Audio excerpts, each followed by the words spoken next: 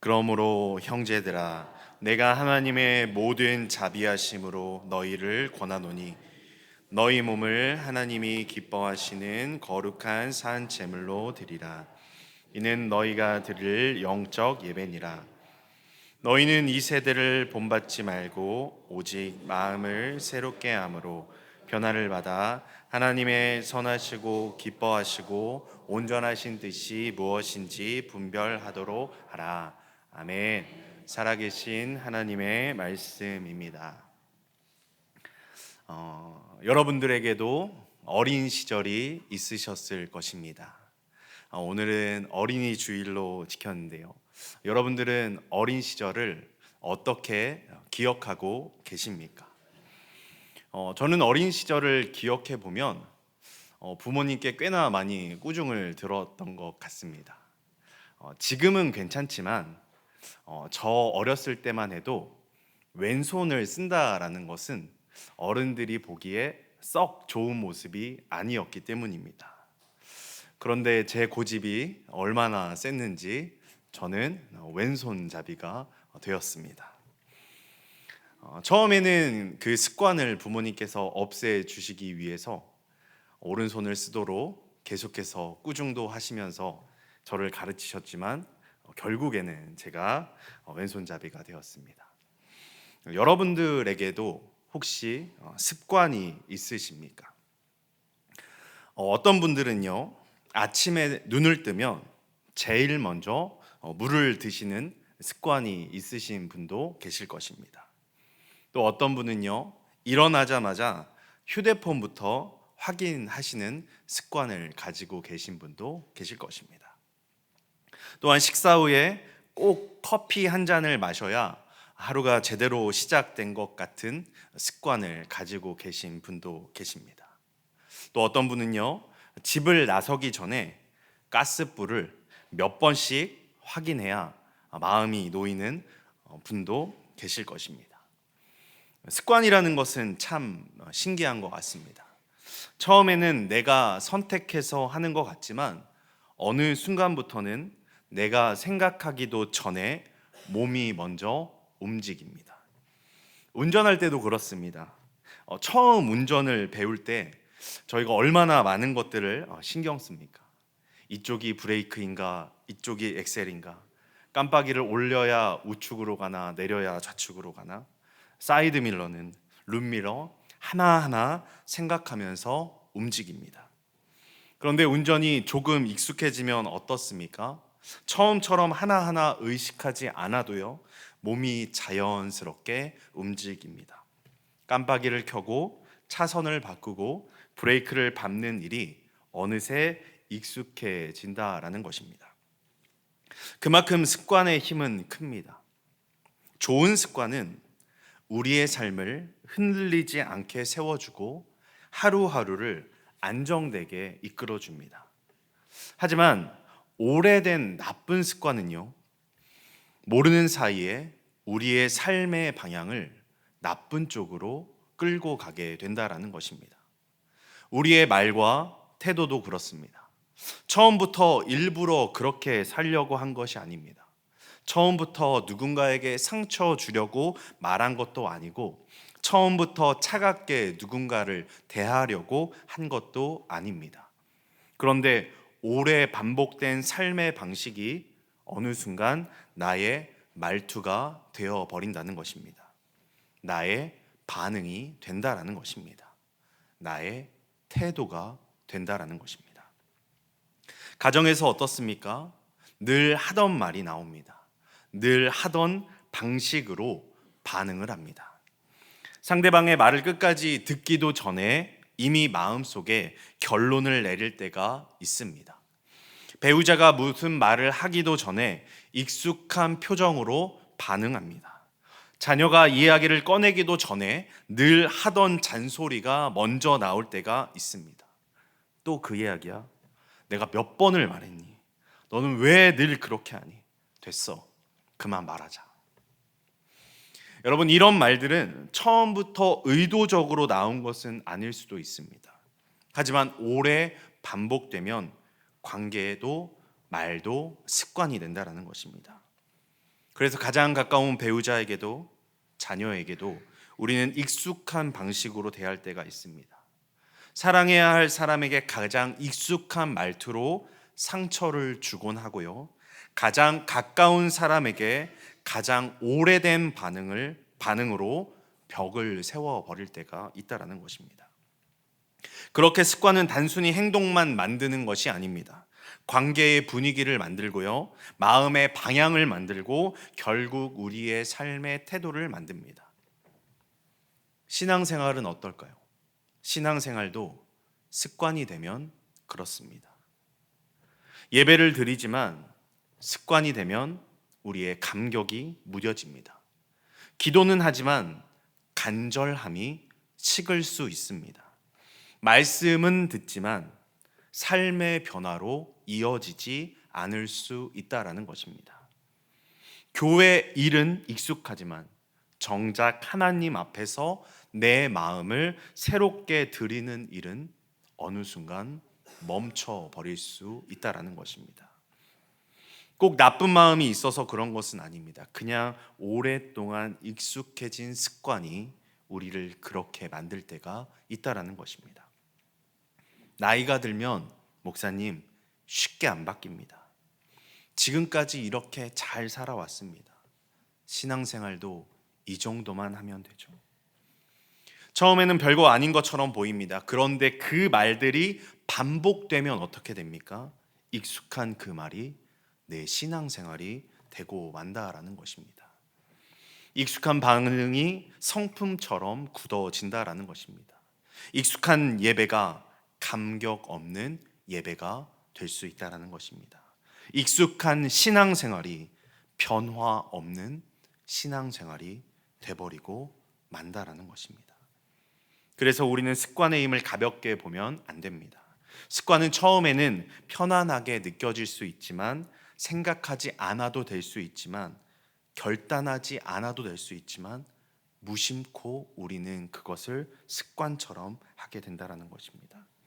어느 순간 내 삶의 방향을 하나님께 묻기보다 내가 원하는 습관대로, 내가 원하는 방향이 아니라 나의 습관대로 나를 움직이게 된다는 것입니다. 세상의 방식이 나를 끌고 갑니다. 내 안의 고집과 두려움이 나를 끌고 간다라는 것입니다. 오늘 로마서 12장 1절에서 2절 말씀은 바로 그 지점에서 우리에게 하나님이 말씀하십니다. 너희는 이 세대를 본받지 말아라. 마음을 새롭게 해라. 하나님의 뜻을 분별하라. 다시 말하면 이런 뜻입니다. 그냥 하던 대로 살지 말아라. 오래된 습관이 너를 끌고 가게 하지 말아라. 하나님의 은혜 앞에서 다시 삶의 방향을 정하라. 여러분, 여기서 중요한 것이 무엇입니까? 말씀대로 사는 것이 숙제가 아니라는 것입니다. 하나님께 인정받기 위해 억지로 버티는 일이 아니라는 것입니다. 나이 들어서 더 열심히 해야 복 받는다는 부담도 아니라는 것입니다. 하나님의 말씀을 따라 사는 것은 하나님께 사랑받는 사람이 누리는 바로 특권입니다. 오늘 본문 로마서 12장 1절은 이렇게 시작합니다. 그러므로 형제들아, 내가 하나님의 모든 자비하심으로 너희를 권하노니. 여러분, 여기서 중요한 단어는 그러므로입니다. 바울은 갑자기 너희의 몸을 하나님께 드려라 라고 말하고 있지 않습니다. 먼저 로마서 1장부터 11장까지 복음이 무엇인지에 대해서 이야기했습니다. 여러분, 우리는 죄인이었습니다. 하나님과의 관계에서 멀어진 사람이었습니다. 스스로는 하나님께 절대로 돌아갈 수 없는 사람들이었습니다. 그런데 하나님은 그런 우리를 포기하지 않으셨습니다. 하나님은 자기의 아들 독자 예수 그리스도를 이 땅 가운데 보내셨고, 그 예수 그리스도께서는 우리의 죄를 대신 짊어지셨습니다. 십자가에서 우리가 받아야 할 죄값을 담당해 주셨습니다. 그리고 부활하셔서 우리에게 새 생명의 길을 열어주셨습니다. 그래서 우리는 노력해서 구원받은 사람이 아닙니다. 착해서 구원받은 사람이 아닙니다. 오랫동안 교회 다녀서 구원받은 사람이 아니라는 것입니다. 여러분, 우리는 오직 은혜로 구원받은 사람입니다. 이것이 복음입니다. 그리고 이것이 바로 우리가 받은 특권이라는 것입니다. 우리가 하나님께 나아갈 수 있는 것은 내가 괜찮은 사람이어서가 아닙니다. 내가 예배를 완벽하게 드려서가 아닙니다. 내가 실수 없는 삶을 살아서가 아니라는 것입니다. 예수님이 우리를 위해 길을 열어주셨기 때문에 우리는 하나님께로 나아갈 수 있는 것입니다. 그래서 말씀대로 사는 것은요, 하나님께 인정받기 위한 숙제가 아닙니다. 이미 사랑받은 사람이 하나님께 반응하는 것입니다. 그래서 바울은 먼저 하나님의 자비하심에 대해서 말씀하신 것입니다. 하나님이 먼저 우리를 사랑하셨습니다. 하나님이 먼저 우리를 불쌍히 여겨주셨습니다. 하나님이 먼저 예수님을 우리 가운데 보내주셔서 우리를 살려주셨다는 것입니다. 그리고 나서 바울이 무슨 말을 합니까? 너희 삶을 하나님께 드려라. 이 순서가 중요합니다. 우리가 말씀대로 살아서 하나님께 사랑받는 것이 아닙니다. 우리가 이미 하나님의 사랑을 받았기 때문에 말씀대로 살아갈 수 있는 것입니다. 은혜가 먼저입니다. 그 다음 우리는 삶의 변화를 맛볼 수 있는 것입니다. 복음이 먼저입니다. 그 다음 말씀을 따라가는 삶이 자연스럽게 나타나는 것입니다. 이 순서를 놓치면요, 신앙생활은 우리에게 부담만 될 뿐입니다. 예배를 더 드려야 돼. 기도를 더 열심히 해야 돼. 봉사를 더 해야 돼. 전도를 더 열심히 해야 돼. 착하게 살아야 돼. 이 정도는 해야 성도답지. 여러분, 물론 이 말이 틀린 것은 아닙니다.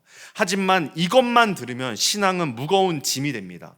하지만 복음은 무엇이라고 말합니까? 너는 이미 사랑받은 사람이야. 너는 이미 예수님 안에서 용서받은 사람이야. 너는 이미 하나님께 속한 사람이야. 그러므로 이제 그 사랑에 어울리는 삶을 살아가라 라고 권면하는 것입니다. 성도 여러분, 하나님의 말씀을 따라 사는 것은 부담이 아닙니다. 말씀대로 사는 것은요, 하나님께 사랑받은 사람이 누리는 특권이라는 사실을 잊지 마시기 바랍니다. 왜 말씀을 따라 사는 것이 우리에게 특권이 될까요? 말씀을 따라 살 때 우리는 세상의 방식에 끌려가지 않을 수 있기 때문입니다. 말씀을 따라 살 때 오래된 죄의 습관에서 벗어날 수 있기 때문입니다. 말씀을 따라 살 때 내가 누구인지 다시 기억할 수 있기 때문입니다. 말씀을 따라 살 때 하나님의 뜻을 분별할 수 있기 때문입니다.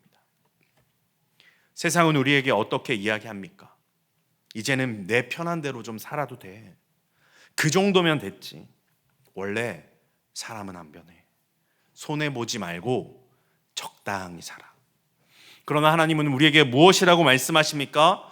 너는 세상의 사람이 아니라 나의 사람이다. 너는 은혜를 받은 사람이다. 너는 지금도 새로워질 수 있고 너는 말씀을 따라 세상과 다르게 살 수 있다라고 우리에게 말씀하고 계십니다. 성도 여러분, 이것이 우리가 누리고 있는 엄청난 특권입니다. 로마서 12장 2절에서는 이렇게 말합니다. 너희는 이 세대를 본받지 말고. 이 말씀을 오늘 우리에게 적용하면 이렇게 말할 수 있겠죠. 세상의 방식이 너를 끌고 가지 말게 하라. 오래된 습관이 너의 신앙을 결정하게 하지 말아라. 하던 대로 사는 것이 너의 삶의 기준이 되게 하지 말아라. 세상은 말씀드렸던 것처럼 손해보지 말고 살라고 우리에게 이야기합니다. 교회 안에서도 이런 이야기가 나옵니다. 섬기는 것도 적당히 해. 복음 전하는 것도 젊은 사람이 해야지. 여러분, 이런 말들이요, 반복되다 보면요, 어느 순간 우리도 그렇게 생각하게 된다라는 것입니다. 말씀보다 경험이 더 크게 들립니다. 기도보다 걱정이 더 크게 느껴집니다. 은혜보다 체면이 더 중요해진다라는 것입니다. 하나님의 시선보다 사람들의 평가가 더 무서워진다라는 것입니다. 이것이 바로 이 세대를 본받는 삶입니다. 이 세대를 본받는다는 것은 단지 세상적인 행동 몇 가지를 따라하는 것만은 아닙니다. 더 깊은 문제는 세상의 기준으로 내 삶을 판단하는 것입니다. 익숙한 습관으로 내 선택을 결정하는 것입니다. 하나님의 말씀보다 내 경험과 고집이 더 크게 들리기 시작한다라는 것입니다. 처음에는 마음이 좀 불편하겠죠. 그런데요, 하나님의 말씀에 반하는 선택들, 내 고집과 내 경험이 선택을 앞장선다면 그 불편함도요, 익숙해지는 게 바로 인간입니다. 처음에는 예배의 간격이 식은 것이 마음에 걸립니다. 그런데 반복되면요, 아무렇지도 않습니다. 처음에는 기도를 미루는 것이 불편했습니다. 그런데 반복되면요, 그것이 일상이 된다는 것입니다. 처음에는 누구를 향한 미움이 마음에 걸리는데요, 그런데 반복되면 그것이 당연한 감정처럼 굳어진다는 것입니다. 습관대로 살아가는 삶도 마찬가지입니다. 처음에는 작은 타협처럼 보입니다. 한 번쯤은 괜찮겠지라고 생각하죠. 이 정도는 누구나 하는 일이라고 넘깁니다. 그런데 그 작은 타협이 반복되다 보면 어느 순간 그것은 우리 삶에 익숙한 방식이 된다라는 것입니다. 익숙한 방식은 다시 우리의 선택을 만들고, 반복된 선택은 결국 우리 삶의 방향을 만듭니다. 그래서 우리는 오늘 말씀 앞에 멈춰서 물어야 합니다. 나는 지금 어떤 방향으로 가고 있는지 말입니다. 하나님의 말씀을 따라가고 계십니까? 아니면 오래된 습관과 익숙한 방식에 끌려가고 계십니까? 하나님의 뜻을 따라 살고 계십니까? 아니면 내 고집과 경험을 따라가고 계십니까? 예수님이 주신 말씀을 따르십니까? 아니면 세상의 기준과 사람들의 말을 따르고 계십니까? 습관대로 사는 사람은 결국 기준을 잃어버립니다. 왜냐하면 내 삶의 기준을 하나님께 묻는 것이 아니라 내 삶의 익숙함에 맡겨버리기 때문입니다. 하지만 특권으로 사는 사람은 다릅니다. 특권으로 사는 사람은 이렇게 고백합니다. 나는 습관이 정하는 사람이 아니다. 나는 세상의 방식으로 살아가는 사람이 아니다. 나는 하나님께 사랑받는 사람이고, 나는 말씀을 따라 다시 새로워질 수 있는 사람이라고 말입니다. 성도 여러분, 습관대로 사는 삶을 멈추시기 바랍니다. 하나님의 말씀을 삶의 기준으로 삼으시길 바랍니다. 로마서 12장 2절은 이어서 말합니다. 오직 마음을 새롭게 함으로 변화를 받아 하나님의 선하시고 기뻐하시고 온전하신 뜻이 무엇인지 분별하도록 하라. 여러분, 사도 바울이 우리에게 무엇이라고 권면합니까? 마음을 새롭게 하라고 합니다. 하나님은 그냥 참아, 버텨, 하지마 라고 말하는 것이 아닙니다. 하나님은요, 우리의 마음과 생각이 새로워지기를 원하고 계십니다. 왜냐하면요, 삶은 생각에서 나오기 때문입니다. 여러분, 내가 무엇을 중요하게 생각하느냐에 따라서요, 선택이 달라진다라는 것은 여러분들이 저보다 훨씬 더 잘 알고 계실 것입니다. 내가 누구의 말을 크게 듣느냐에 따라 삶의 방향이 달라진다는 것도 저보다 여러분이 훨씬 더 잘 알고 계실 것입니다. 내가 나를 어떤 사람으로 보느냐에 따라서도 우리의 행동은 달라집니다. 나는 원래 이런 사람이야. 내가 할 만큼 했지. 이런 생각에 머물면요, 우리의 삶도 거기서 멈춘다라는 것입니다. 하지만 생각이 바뀌면 선택도 바뀝니다. 나는 하나님께 사랑받은 사람이다. 나는 습관대로만 살지 않는다. 나는 말씀을 따라 매 순간 살아간다. 나는 주님이 부르시는 그날까지 복음을 전하며 나아갈 수 있다. 여러분, 이 생각이 여러분의 삶을요, 점령하면 우리의 삶은 달라질 것입니다. 말씀을 따라 사는 것은 나를 힘들게 하는 일이 절대로 아닙니다. 말씀을 따라 사는 것은요, 나를 자유롭게 합니다. 습관대로 사는 사람은요, 사실 자유롭게 사는 것처럼 보이지만 절대로 자유롭지 않습니다. 늘 익숙한 방식대로 반응하고요. 늘 하던 말로 상처를 주고요. 늘 같은 걱정에 붙들리고 살고 늘 같은 두려움 앞에 멈추기 때문입니다. 하지만 말씀을 따라 사는 사람은요, 하나님 앞에서 자유라는 것을 배웁니다. 주변 사람들의 평가가 내 가치를 정하지 못한다는 것을 알게 됩니다. 내 오래된 습관이 내 남은 인생을 결정하지 못한다는 것을 알게 됩니다. 세상의 기준이 내 삶의 주인이 아니라는 것을 알게 됩니다. 그래서 우리는 말씀을 선택하게 되는 것입니다. 화가 나는 순간에도요, 말의 방향을 바꿀 수가 있습니다. 말씀이 내 삶을 지배하고 있으면요, 익숙한 불평이 올라올 때도요, 감사의 말을 선택할 수 있습니다.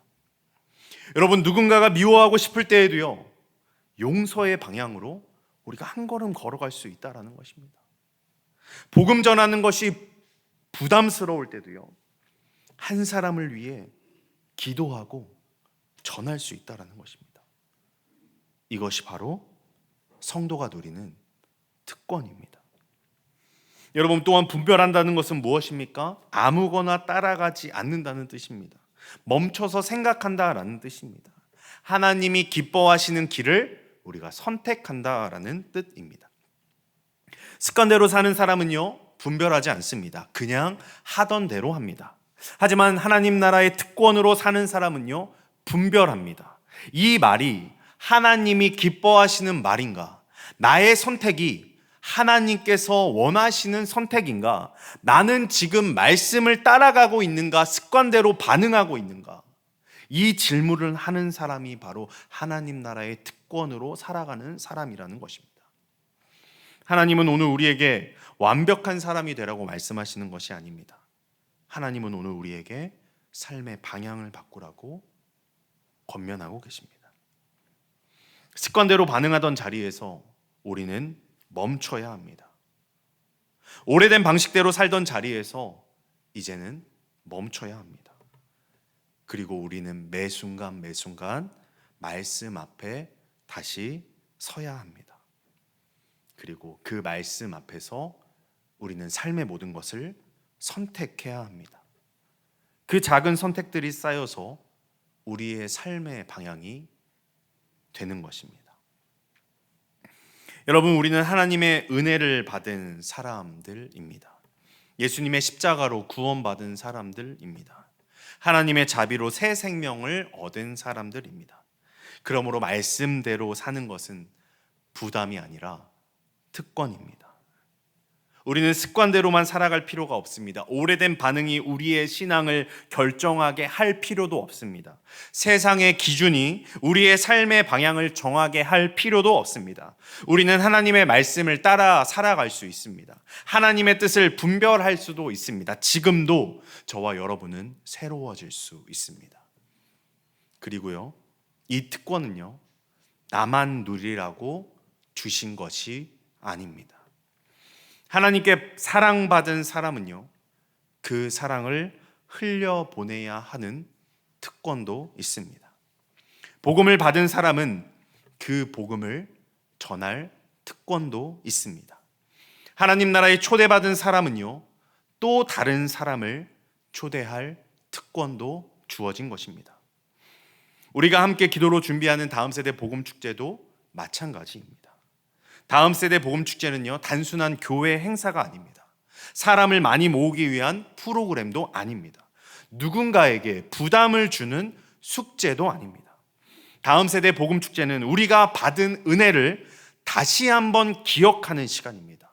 다음 세대 복음 축제는 하나님이 우리를 어떻게 부르셨는지를 다시 확인하는 시간입니다. 다음 세대 복음 축제는 내가 받은 복음의 특권을 누군가와 함께 나눌 수 있는 시간인 것입니다.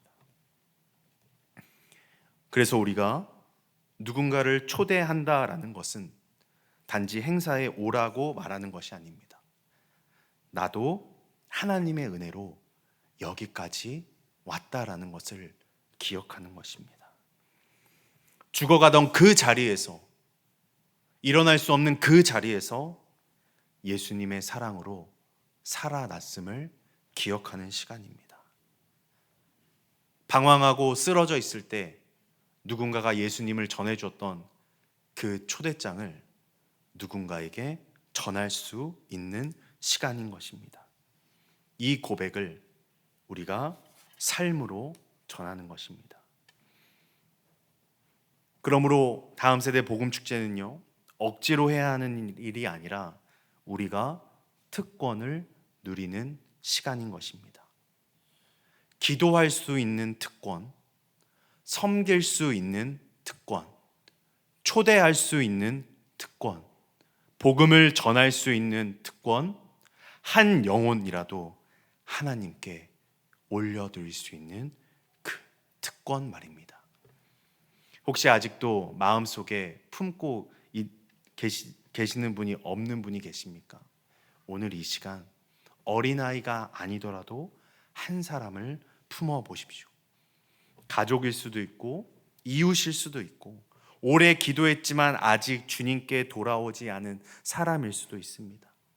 혹 교회를 떠난 자녀일 수도 있고요, 신앙에서 멀어진 손자와 손녀일 수도 있습니다. 그 사람을 위해 기도하십시오. 그 사람의 이름을 여러분 마음에 적으십시오. 그리고 부담이 아니라 특권으로 그 자리에 초대해 보십시오. 그 한마디가 작아 보여도 하나님은 그 작은 한마디를 사용해 주실 것입니다. 작은 초대가 한 사람의 마음을 열고요, 여러분의 작은 섬김이 한 사람에게 하나님의 사랑을 느끼게 할 수 있습니다. 작은 기도가 한 영혼을 하나님께로 이끄는 시작이 될 것입니다. 성도 여러분, 오늘 우리는 선택해야 합니다. 습관대로 살아갈 것인지 특권으로 살아갈 것인지 말입니다. 나는 원래 이런 사람이야 라고 멈출 것인지, 하나님 다시 말씀 앞에서 나를 새로워지게 하여 주시옵소서 라고 고백할 것인지 말입니다. 하나님은 오늘 우리에게 말씀하고 계십니다. 말씀 앞에 다시 나아오라고. 특권으로 살아가는 사람은 습관에 끌리지 않습니다. 특권으로 살아가는 사람은 하나님의 말씀만을 선택할 것입니다. 특권으로 살아가는 사람은 받은 은혜를 흘려보냅니다. 말씀대로 사는 것은 부담이 아닙니다. 말씀대로 사는 것은 하나님께 사랑받은 사람이 누리는 특권입니다. 습관대로만 살아가지 마십시오. 말씀을 따라 사십시오. 그리고 우리가 받은 특권을, 복음을 알지 못하는 사람들에게 전하며 나아가는 저와 여러분의 삶이 되길 간절히 소망합니다.